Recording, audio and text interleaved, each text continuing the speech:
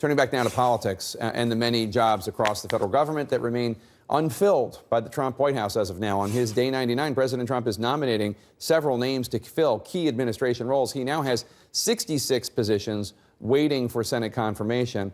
That's far behind his recent predecessors at this point in their presidencies, but it barely puts a dent in the 556 key political positions that are still waiting to be filled.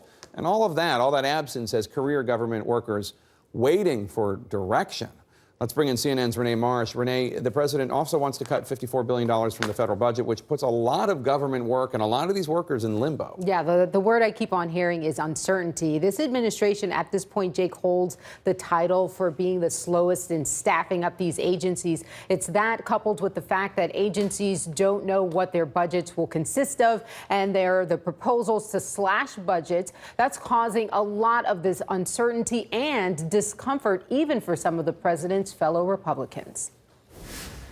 Going into my 37th year at EPA. Sharon Boyd is one of the first career employees to speak out on what it's like inside the federal government. She says there's fear and uncertainty as the Trump administration approaches its first 100 days. The uncertainty comes from not knowing what our priorities are anymore at EPA. What's going to happen to our jobs, the budget cut. Her employer, the EPA, which contends the job is getting done, could see some of the deepest cuts to its budget and workforce. A hiring freeze at the agency remains in place, and like other agencies, she says there's little guidance on big picture policies. The guidance has not been changed as of yet. We're still following what's been set before. So you're following the Obama guidance? We're following EPA's guidance. And that's why hundreds of vacancies across government has some of Trump's staunchest supporters deeply concerned. There is a looming disaster here. Myron Ebell was a leader during Trump's transition. The agenda is an ambitious one. They've gotten a good start on it.